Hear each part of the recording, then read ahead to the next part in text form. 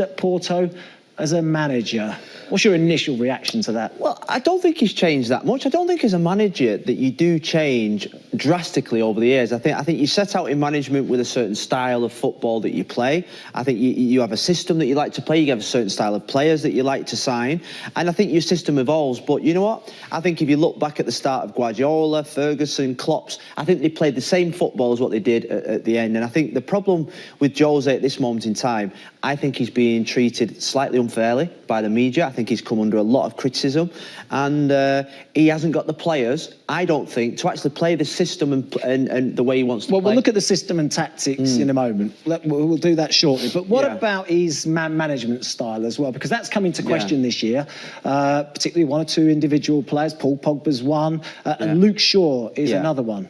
Luke Shaw's the standout one because of... he hasn't gone public on Pogba, but he's gone public on Luke Shaw. And look, I've thought long and hard about this because you think to yourself, Luke Shaw should be England's #1 left back, probably should be one of the best left backs in the world. I drove 5 hours down to Southampton under David Moyes. We watched him play for Southampton, and straight away I thought, you're going to be the best left back that I've seen for a long time. United signed him, and he's not fulfilled his potential.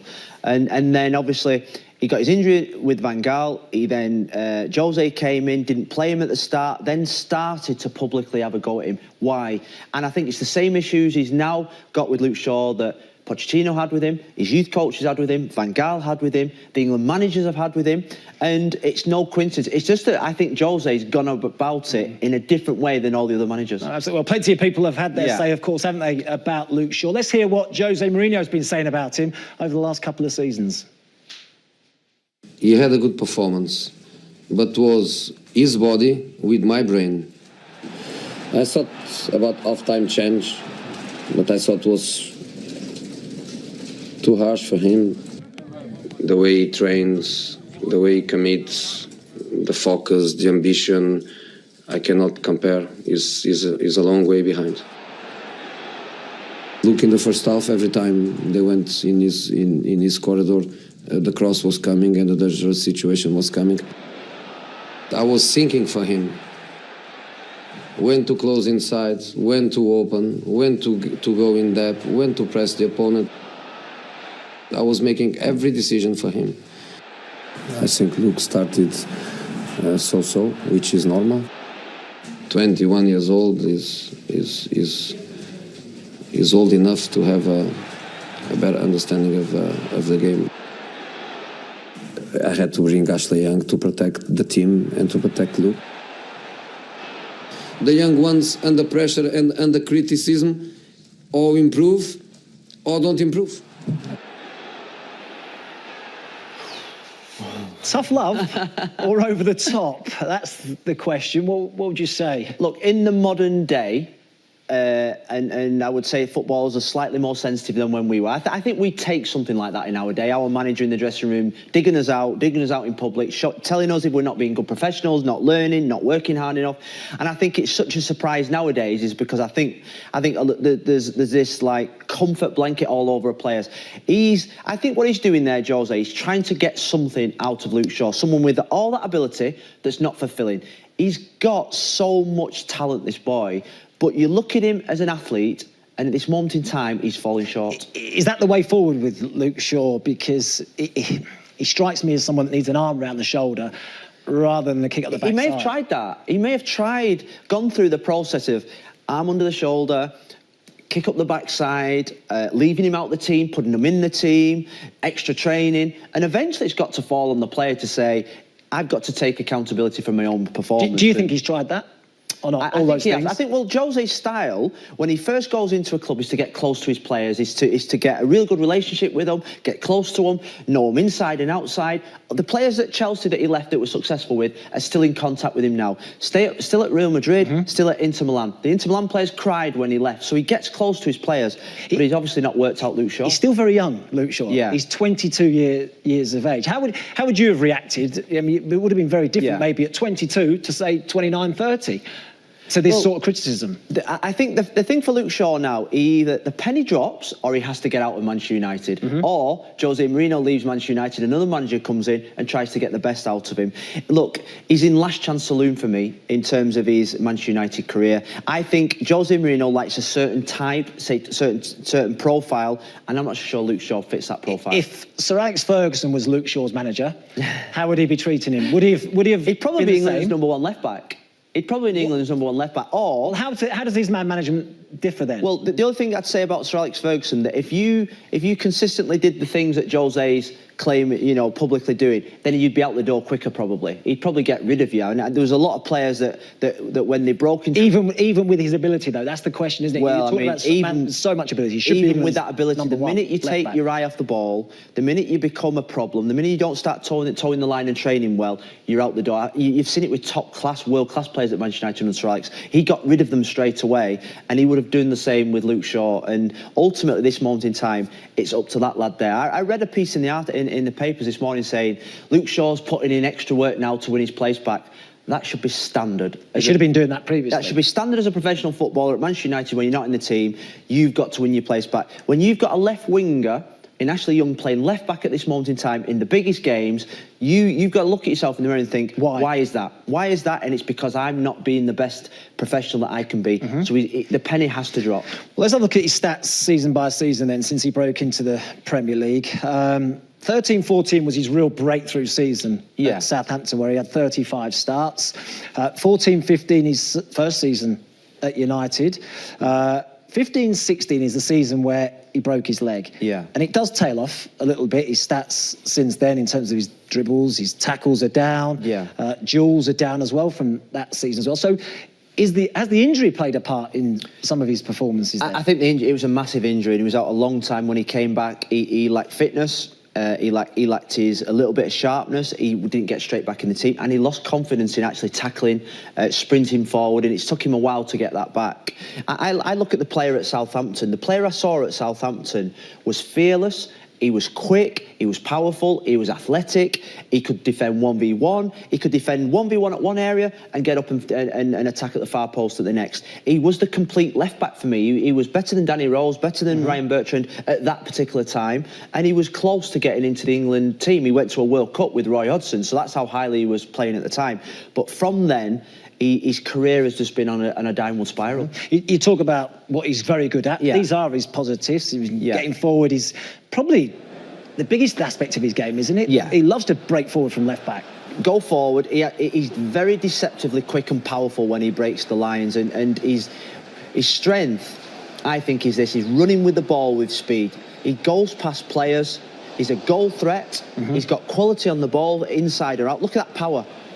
Do you see a way back for him at United under Mourinho? No, I don't. Don't you? No, You I think don't. I think Mourinho's made his mind up. I think when managers make their mind up about a certain player, it's very difficult to change their minds. And obviously, Jose has this opinion of Luke, and now I think for Luke Shaw's career, psychologically as well, because it must be difficult for him to hear your manager speak like that in public about you. Is difficult, and I'm not so sure. Can you remember Mourinho ever doing it about any other player, being as critical in public as he has been about Luke Shaw? No, I can't, to be honest with you. I mean, you look back, maybe Joe Cole at Chelsea. When Joe went to Chelsea and Jose was there, I remember him subbing him after about 25, 26 minutes away at Fulham. And he'd give him the bit of the treatment. And you speak to Joe now when he comes into the Premier League studios, he said that it was the best thing that Jose ever did, because he taught him how to be a top-class professional, part of a team, not an individual. And he learned him the jobs that he needed to learn away from the skill and technique that Joe had. So I think Joe Cole is probably the only one that I think publicly that he's hung out a little bit in public, but to get the better of him, and it's not personal. So if Luke Shaw's not his man, maybe this is why. These are the negatives of Luke Shaw's game. Defensively is a weak spot in his game. Switches off. I always feel that 1v1 he's a good defender 1 against 1. Well, yeah, because he's got the athletic attributes, but it's things like that. You know, he's out of position there. Too high. 1v1 situations, I'm not so sure he's the best tackler, particularly since coming back from his injury. And I think he's lost confidence. He's lost confidence in the ability. You know, when you're in and out the team, sometimes you worry that much about making mistakes that you end up freezing a little bit. And with Luke, every game must feel like a cup final, a World Cup final at this moment in time. Situations like this, I think, with Jose, get out to the ball, make sure you stop the cross or the shot, and he's backing off. And that, for me, is repetition of games. And it's something that he's brilliantly going forward. Look at him diving in there. His man goes forward, and this is another counter-attack for Burnley. Not getting in the right position, not stopping the cross from James Ward-Prowse, and that's nearly a goal that he gives. He gives away. You'd think at 22 he should be United's left back, shouldn't he, for the next 10 years, really, shouldn't he? He should be. He should be. United in the summer, when they're looking for their They're probably going to look at a left back. Left back, maybe two. Yeah, maybe two. You think of the left backs that Jose's used. He's used Damian, who's a right back. He's used Daley Blind, who's a centre back. He's using Ashley Young, who's a left winger. And all in front of the best left back in the club, probably. Not just Luke Shaw as well. I mean, look, Paul Pogba as well, apparently. Didier Deschamps says Pogba's unhappy at his club. I'll try and help him. So it's not just Luke Shaw, maybe Paul Pogba as well. Yeah. Is it because they're not Mourinho-type players? Well, you know, the two players there, you think to yourself, they're not playing well. There becomes a time when you're playing games, when you've got to perform as players. And if you're having 4 or 5 games and you don't turn up for the odd game like you didn't against Huddersfield, and you're not performing in the big games, you're not winning games for your club, regardless if you're worth 100 million or 1 million, if you're not playing well, you deserve to be dropped out the team. And that's all Jose is doing, really. And he's getting criticised for actually 2 players that at the moment are lacking professionalism and 1 lacking form. So I don't know why we should be having a go at Jose for 2 players that are letting him down. OK. This is the team that played against Swansea. Yeah. Which so could potentially play against Swansea, should I say? Yeah. Coming up. Which of these are Mourinho-type players then? Well, we're talking about a Mourinho-type figure. I think the qualities that I think Jose likes is toughness, robustness, playing every single game, discipline, can do jobs for the team. So Lukaku stays in for me, Sanchez stays in for me. Mata, even though when he first joined Jose United, you thought he was out the door, I think he will bring somebody in on this right-hand side, but I think he's proven, so we'll just take him a little bit to one side. Matic definitely is. He's the one that he puts everything on. Eric Bailly, I think, has got those qualities. He's turned Valencia into one of the best right-backs in the Premier League. So too Ashley Young, but we've spoke about this position here where I think it'll need... He's looking to fill. Smalling, I think he'll stay. He'll stay because I think he's a good defender, but I think there'll still be in a position at centre-back where he'll be looking to fill.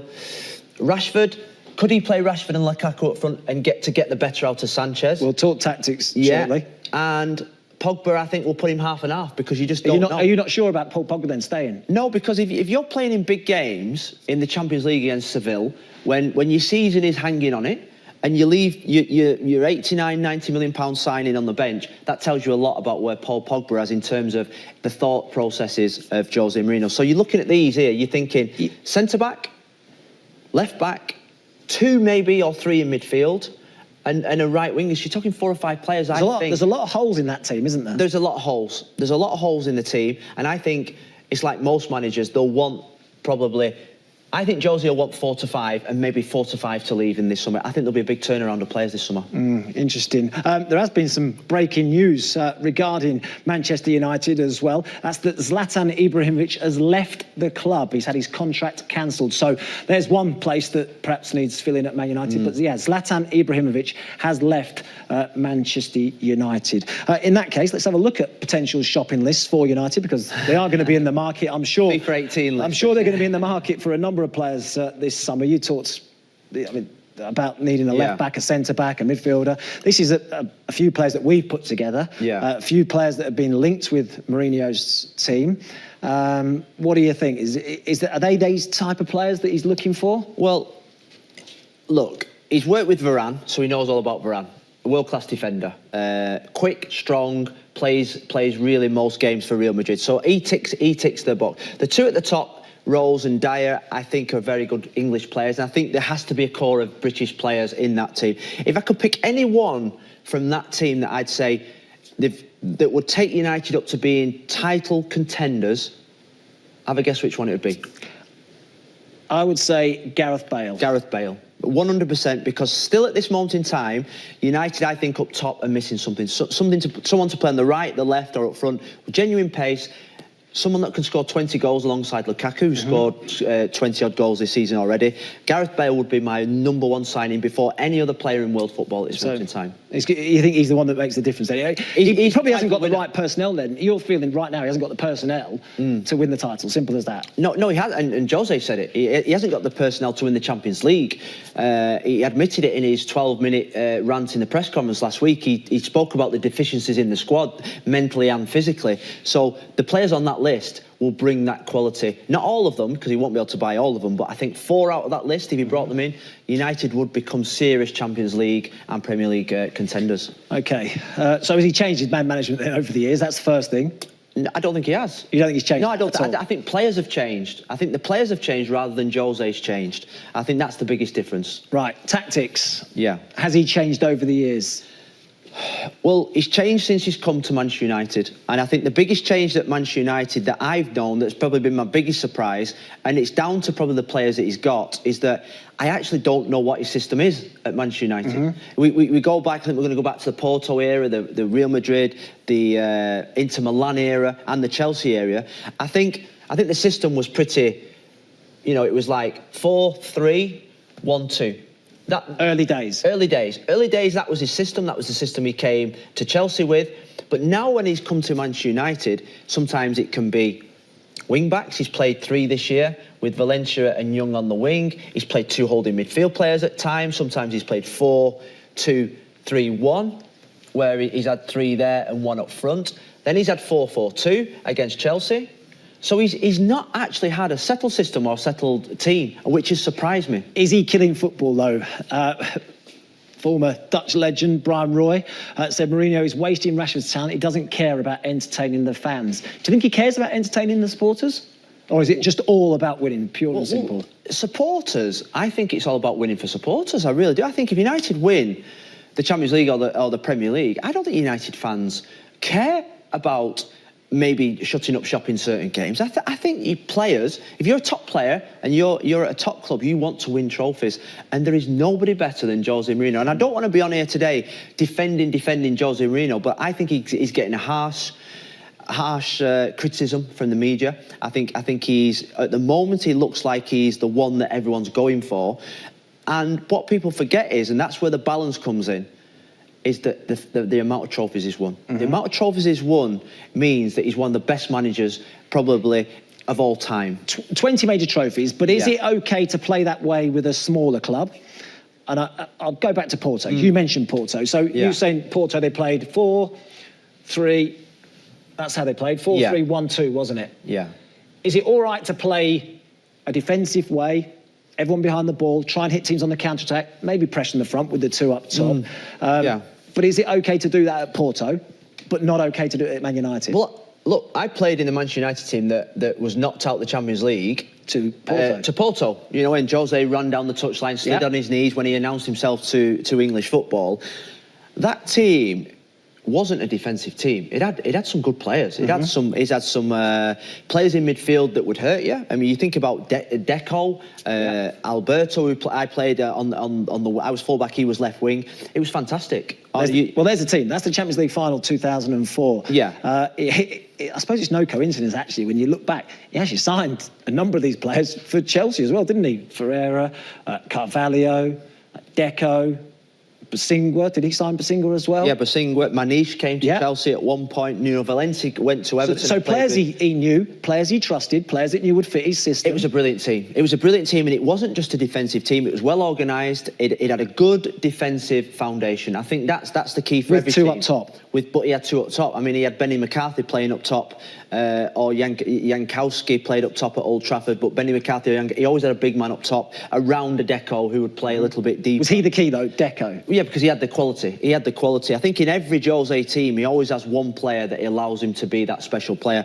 Deco was that player at Porto, and they won the Champions League. But his mantra there was whoever has the ball has the fear. So he was quite happy not to have possession of the ball, wasn't he? Yeah, but I think that's something that's crept into football in general, actually, that possession is not the be-all and end-all anymore. Atletico Madrid won a La Liga, got to 2 Champions League finals, actually having 20-30% possession, and actually everyone thinking that Diego Simeone was a genius. Jose Mourinho does it, and he actually gets criticised for it. And there's more to Jose Mourinho's management than just parking the bus. That's a tag that I hate to label with any manager, but particularly with someone of Jose's quality. On the back of his Porto success, he went to Chelsea. Yeah, and I think you actually played in his first game as Chelsea manager as well. It was when he became the special one. You know, it was the first game of the season. There was a massive buzz because they'd beat us in the Champions League at Old Trafford, and in the first leg out in Porto, he'd had a little bit of a spat with Sir Alex Ferguson. Showed no fear, because most managers playing against Sir Alex, he had the upper hand over. They showed so much respect. Yeah. They were beat before they played against him. This guy went toe-to-toe with him. So I remember at the start of the season, Sir Alex saying, we've got to be careful of this one because I think he's got something about him. First game of the season, we dominated the game, but we lost the game 1-0 against a tactically brilliant setup that day, because what they did, they scored early and then they sat back, and we never had a chance in the game, but we probably had that 83% possession in the game, dominated, but came away with a defeat. He was a special one there, wasn't he? He was a special one. He was this... Look, I think looking at him back then, he definitely looked a little bit more relaxed. He was obviously younger, which he was, and I think he was a little less... English media baton hardened, so he didn't know anything about the English media, so he was this brash, almost arrogant figure. And I think it's that figure that we miss a little bit now, you know, a little bit more smiley, a little bit more cheeky, that we all took to our hearts. I think we miss that character now. Cool and suave on the bench as well, wasn't he? Yeah. Pretty relaxed there. Yeah, and the system, I mean, this is the team he played then, and we'll just take it forward a little bit. And it is back to that Porto team, if you like, isn't it? Yeah. It's the same system as he employed there. So he's got his back 4, he's got his 3 in midfield. Yeah. He's 1 in behind, 2 strikers. There's Good Johnson, and I think Didier Drogba just a little bit further up. Yeah, I think the key to the system was, when he played like this, is that this is Lampard, but this would have been Deco at Porto. Yeah. That they had the licence to go wherever they wanted, you know, so there was no real defensive responsibility on them. Yeah. But the outside midfield players had to come wide, and they had to shuffle over, or Jeremy on that side had to go out wide. So it's Pedro Mendes or Maniche. You've got to have energy, haven't you? You've got to have, and Costino was the one that would sit for Porto. But the 2 outside men in particular had to come out wide. So this is Smertens, that's Jeremy. They almost had to defend the wide areas. But apart from that, look at how easy it was to keep possession. There was no pressing of the ball. They're happy just to sit off. Happy just to sit off, keeping shape. Look at how tight the back 4 are. And he got Chelsea well drilled. Look, United get easy pressing from the front. Again. There's your 2 up front. Pressing, but Johnson and Drogba. Yeah, but there's still that compactness. Look at Smertens coming out wide here. Wide midfield player coming out to help Wayne Bridge with the ball. It was just a good system. And what about this position here? Makelele as well. Did he invent the Makelele role, or was it just Makelele's position and how he played the game? I think he highlighted the Makelele role more than anything, because when I first broke into the first team, there was a player that played for Juventus called Deschamps who did a similar role, but never got the type of exposure that Makelele. Makelele was fantastic in this, and we're going to call it number 6, protecting the back 4. Yeah. He protected the back 4 at all times. And we see him coming out there now, but he didn't just sit there either. No, but the minute he went back into position straight away. This is something we've seen from United as well. Yeah. Longer balls, so they're not afraid, are they, to hit these big diagonals up to a big man. So it's Lukaku now. There's Drogba in that team. Yeah, he's always got a big man in his team. Drogba, Lukaku, Milito at Inter Milan was brilliant in the air, and they all counter-attack. All these teams can counter-attack at pace. Yeah. And I think the difference between the Manchester United team and the teams he's had in the past, I think the teams he's had in the past had power. I think with Lukaku, they've got power, but the players around them haven't got the same power. And this was in the first half, I think it was 20 minutes into the game, something like that. They scored, the game was finished. He just shut up shop. Look at him organising his back 4 there as they're celebrating the goal. And from that day onwards, he became the special manager. He was incredibly successful as well, wasn't he? He was better than Chelsea. the rest. He was better than the rest at that time. He ruffled the feathers of every Premier League manager, Sir Alex Ferguson in particular. And you say they didn't have a lot of the ball, but they were good to watch as well, weren't they? Brilliant to watch. I mean, you think of Ian Robin, Damien Duff, Drogba up front, Lampard. They had some brilliant players, and I think he's like I said. That's why I think he gets a rough ride, because he didn't just park the bus with these players, but he had a good, solid foundation to build on. Some big records as well from that 2004-5 season.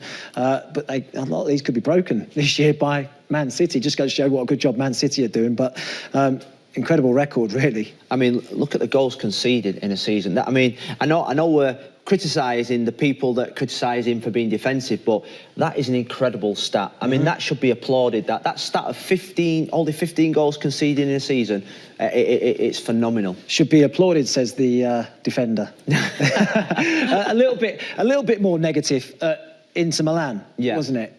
Well, he was, because he had a team that was maybe nearly half the team was over 30 years of age, so he didn't have much speed in the team, but he had experienced players that had been round the block, knew how to win big games, and what they did do that season, they came up against the Barcelona team, which was probably the best team in probably the world at the time, or at least for the last 20 years, and they couldn't get the better of them. And this was when I think it became Jose's part of the bus, because he literally did. He didn't want possession of the ball. He wasn't interested in controlling the game in possession. Yeah. He was just defending and looking for the counter-attack. It was the same system at Inter, but it was deeper. And actually the two forwards split a little bit like that, didn't they? Just to do a bit more defending with the fullbacks. Yeah, I think at Inter what they had two forwards that played in between the fullbacks and the defenders of the other team. So it was a little bit more like that. And do you know, at times these two came all the way back into there. Yeah. So it was literally playing without a centre forward. Which we've seen with United as well, with Rashford in fullback positions, and we've seen with Chelsea. In his second stint, we saw him a lot, which we'll go into, where he played without a centre forward, and what he did. This was Eto'o, wasn't it, and Milito. Yeah. These were the two. But two players that, even when they're back there, could get up to there very quickly. Could get up to there, and they had, where he's had Makelele, where he's had Pepe or Alonso at Real Madrid. He had Cambiasso in there, who went to Leicester after that, who was brilliant at just protecting the back four. But the back four were all over the 30 years of age, so they were a slow back four, but full of experience. Yeah. If we look at the match stats as well from that, like you mentioned, the Barcelona game. Now these are frightening stats. Not many teams have 13% of the ball. No. I know they lost the game 1-0, but they won it on aggregate. Yeah. I mean, there's not many teams that have 13% of the ball and go through. We'll go into stats. We're going to be a lot into stats today, and in part two we'll go into even more stats, which will be bamboozling. But the most important stat, Matt, is that one at the top. No, it is. They lost the game 1-0. They lost the game, but they won the first leg 3-1. And they won the first leg 3-1. So actually, forget stats, forget how many shots, forget how many final third entries, forget what the possession is. Barcelona went home on the plane losing, and Inter Milan went on to win the Champions League. So don't come to me with all these stats when actually Inter Milan won the game. Is there any point in us getting our next guest out? No, Alexander send him home. Send him home. There's no point whatsoever. One shot and none on target either. But Inter Milan went through and won the Champions League. That's all that matters then, isn't it? It's all that matters. And when people are having a go at Jose Mourinho, think of the 20 major titles that he's won. And do you know what? I'd rather have a title and a medal in my house at home than go home and finish in my career thinking, oh, I played really nice football. Well, where's your medals? I haven't got any because we just kept possession. We're not criticising Jose Mourinho. We're just talking. The question was, how much has he changed over the years? He's been very successful, and we've shown a lot of the success as well. Real Madrid under Jose Mourinho actually outscored Barcelona in a couple of seasons. He did what? He outscored Barcelona? People think he was defensive, and he outscored Barcelona a couple of seasons by 7 goals. Is it a club there, Matt, Real Madrid, where you have to attack? Similar to Manchester United, where you have to play a certain style. They do not accept at Real Madrid you're playing a defensive system. And he had Cristiano Ronaldo, Benzema, he had brilliant players. So that is brilliant stats.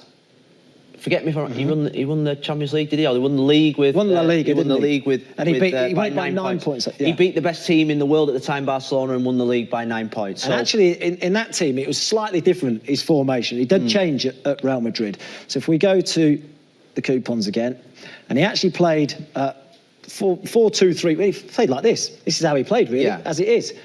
Like this, with Mesut Ozil in the number 10 position. Yeah. I think it was Benzema up top. Cristiano Ronaldo Playing on the left-hand side. Yeah. So that, I mean, with those type of players, you're going to be playing an expansive style of football, aren't you? No, you are, mate. And you think you've got Xabi Alonso playing in midfield as well next to... He played Pepe, the centre-back in midfield a lot of the time. But at Real Madrid, I think he did evolve his style a little bit because of the club circumstances. Because of the club culture. Because of the club culture, yeah. And I thought when he came to United, he had to do the same again. Because at Chelsea, I think you can win...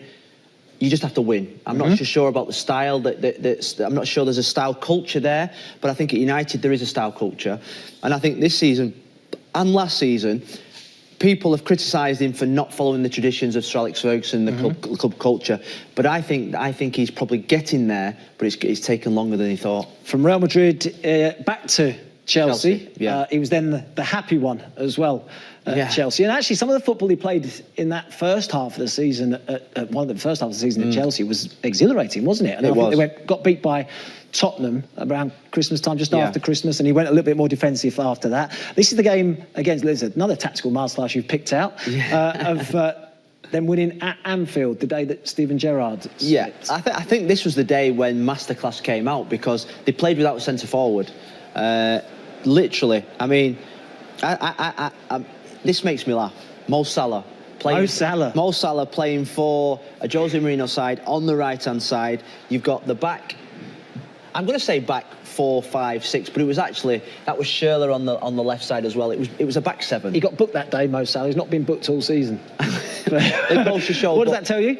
It tells you he's playing, not there. He's playing up here for Liverpool, isn't he? Yeah, well, he's not getting involved in defensive responsibility. And if you remember Liverpool at the time, it was Suarez up front, wasn't it? There was Coutinho in midfield, Sterling there. They were fantastic. They were probably better than Mane, Firmino and Salah at this moment in time. So he went there, he played without a centre forward, he played Schürrle and Salah wide. Demba Ba played deeper on Steven Gerrard, and they went there. And actually, I'm just going to take it back very slightly in his position in this team. I know Matic is here, but Mikel was his Nemanja Matic at Man United, wasn't he, at that time? Well, look at his two holding midfield players there, Matic and Mikel. They aren't going to go anywhere apart from sitting in front of the back. It's not expansive, is it? It's not expansive, but you know what? On this particular day, I think it showed the quality and what he's got. And look, it was...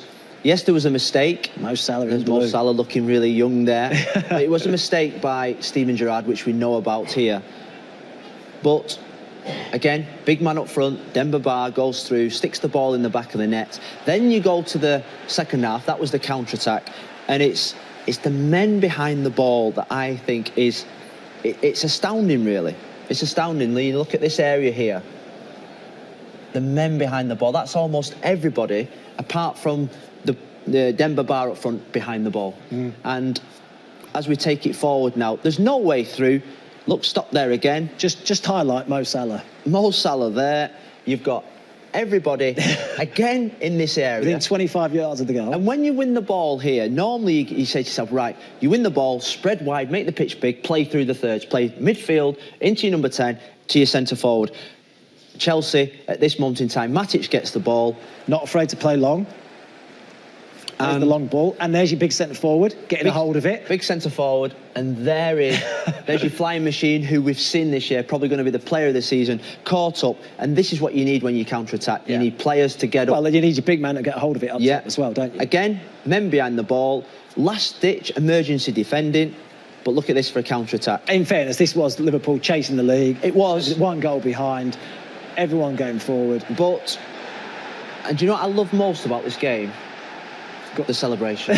No, I really did, because it was a masterclass. It was going to Anfield with a game plan, sticking to it, trusting your players, and he delivered on the big occasion. This man delivers. So I suppose over the years, I think I'm related to Jose, aren't I? Well, you must be. Over the years, then his man management hasn't particularly changed much. No. Tactics have evolved a little bit, haven't they? Yeah. And you talked about United, how they've played different systems all season. They've played 4-2-3-1, they played 4-3-3, they played 3 at the back. Yeah, multitude of systems. Could he go back to exactly what he started with at Porto and Inter Milan and potentially play this system? So if this was his team, plays Matic in there, Pogba in his favourite position, then in a 3, yes, on the left-hand side.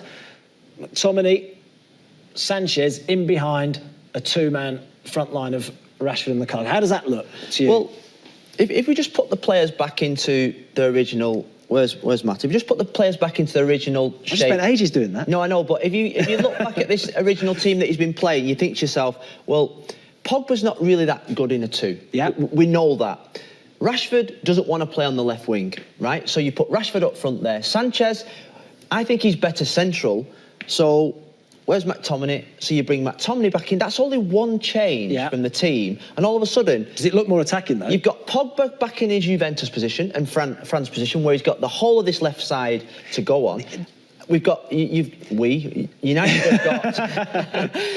have got good security in McTominay and Matic. The ability to go and defend out there like we saw from Chelsea. When you have got the 3 up front. I think when you have that system, one of the arguments is there's not a lot of width in the side, is there? So you need attacking fullbacks. And actually, he's got 2 wingers playing at fullback anyway, Valencia and Ashley Young, hasn't he? And because of this security here, you've got 3. So you've got 2 central defenders, you've got 3 in here, so that's 5. You've got Sanchez and 2. That's all your team in the central areas. These can actually be afforded to be up there because these 2 are protected anyway. So I think it's a system that I think he'll want to get to. But the key is these outside people. Can he trust Pogba and McTominay? And can Lukaku sometimes do that? Rashford, we know, can do that. And I think that's the system that would suit the profile of the players and go back to the Jose Mourinho system that he had at Porto. So you've praised him. I suppose, in essence, do you feel as though Mourinho's the man to turn it around for United then? Well, or not? And can he adapt? And can he maybe go back to this system? Look, I think what he'll have to do, he'll have to be ruthless in the summer with his squad. I think he'll have to sign 3 or 4 good players. And he'll have to get rid of... I think there's a turnaround of the squad now, and it's whether United will back him doing that. So just quickly, go back to the question, how much has Mourinho changed since he started at Porto as a manager? The answer is... I don't think he's changed that much. No, I think it's the players